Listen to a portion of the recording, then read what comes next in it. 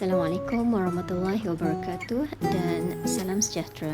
Selamat datang ke SMK Likas ataupun Likas Secondary School yang biasanya kamu akan dengar dari masa ke semasa, list number 1. Kita akan cuba untuk jadi yang terbaik, insya-Allah. Bertekun pasti berjaya. Kita saling bantu-membantu untuk menggapai kejayaan. Kamu bantu cikgu dengan memberikan kerjasama dan insya-Allah cikgu akan sentiasa bantu kamu dengan membimbing kamu. Baiklah, kali ini cikgu akan bekalkan maklumat tentang mata pelajaran reka bentuk dan teknologi tingkatan 1 yang mana cikgu akan perkenalkan guru-guru yang mengajar dan juga cikgu akan bagi tahu tentang topik-topik yang kamu akan belajar dalam reka bentuk dan teknologi untuk sepanjang tahun ni. Dia guru RBT tingkatan 1, Cikgu Lim Mei Ling, kamu boleh panggil Cikgu Mei.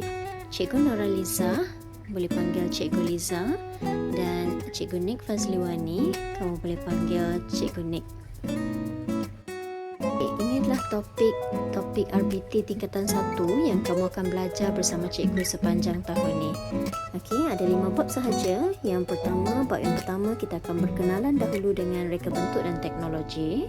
Bab yang kedua adalah tentang pengurusan projek. Bab yang ketiga tentang proses reka bentuk. Bab yang keempat adalah tentang lakaran. Cikgu akan ajar kamu tentang teknik-teknik lakaran.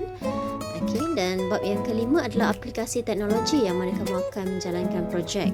Ada 2 bahagian untuk bab yang kelima, iaitu yang pertama reka bentuk vertikasi. Apa itu vertikasi? Nanti kita akan belajar. Dan yang kedua adalah reka bentuk fashion.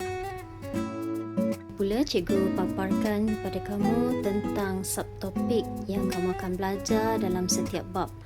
Okey, ini untuk bab yang pertama, pengenalan kepada reka bentuk dan teknologi. Kamu akan diperkenalkan dengan beberapa definisi.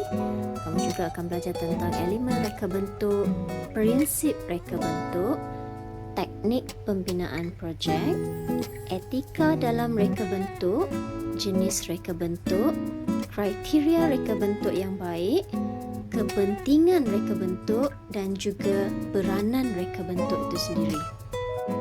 Manakala dalam bab yang kedua iaitu pengurusan projek, kamu juga akan diperkenalkan dengan beberapa definisi dan kamu akan belajar tentang penjanaan idea reka bentuk. Macam mana kita nak dapat idea untuk mereka bentuk sesuatu. Okey? Dan cikgu akan ajar juga tentang langkah pengurusan projek, penyediaan anggaran kos, konsep SMART. Apa itu konsep SMART? Dan cikgu akan ajar juga tentang formula SMART. Dalam bab yang ketiga iaitu proses reka bentuk, kamu akan menjalankan project brief. Okey, jangan risau, cikgu akan bimbing kamu langkah demi langkah macam mana nak hasilkan project brief.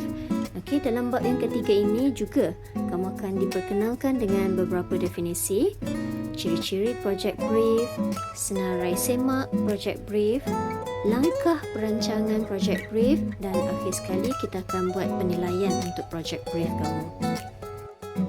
Bab 4 adalah bab lakaran.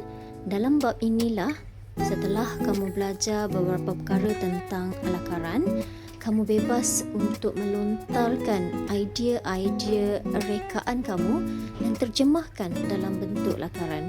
Okey, dalam bab ini yang kamu akan belajar adalah tentang beberapa definisi peranan lakaran dalam reka bentuk, jenis lakaran, lakaran piktoral, langkah melakar lakaran piktoral dan cikgu akan bimbing kamu bagaimana untuk buat penambahbaikan pada lakaran kamu. Baik, kita akan belajar 5 bab sahaja dalam reka bentuk dan teknologi tingkatan 1. Walau bagaimanapun untuk bab yang kelima, aplikasi teknologi ini, terdapat pecahan, 2 pecahan iaitu 5.1 kamu akan belajar tentang reka bentuk vertikasi, manakala 5.2 kamu akan belajar tentang reka bentuk fashion. Pentaksiran bilik darjah ataupun PBD.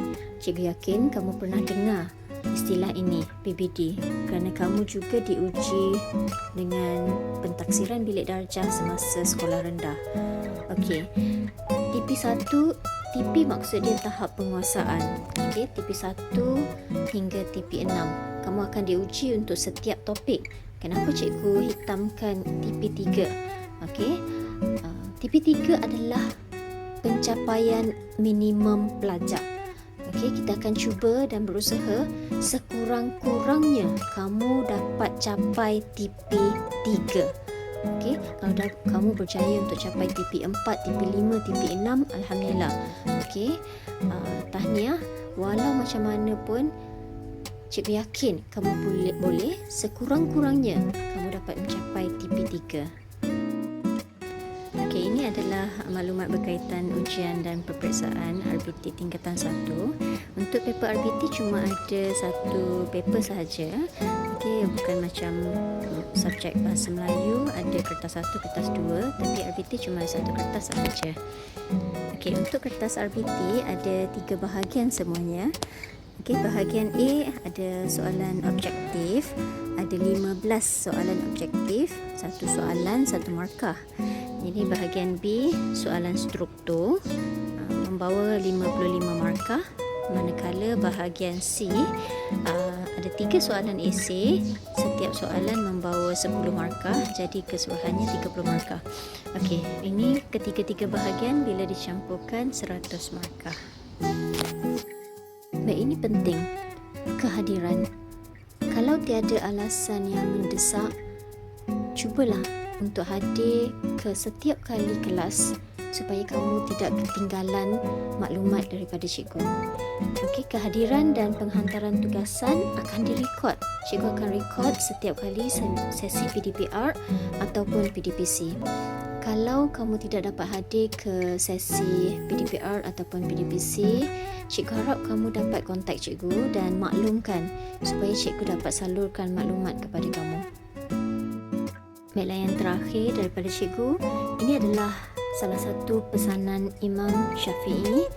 Jika kamu tidak sanggup menahan lelahnya belajar, maka kamu harus sanggup menahan perihnya kebodohan. Okey, penting kamu datang untuk belajar, manfaatkan cikgu. Tugas cikgu memang untuk membimbing kamu. Okay, everybody, good luck and do your best.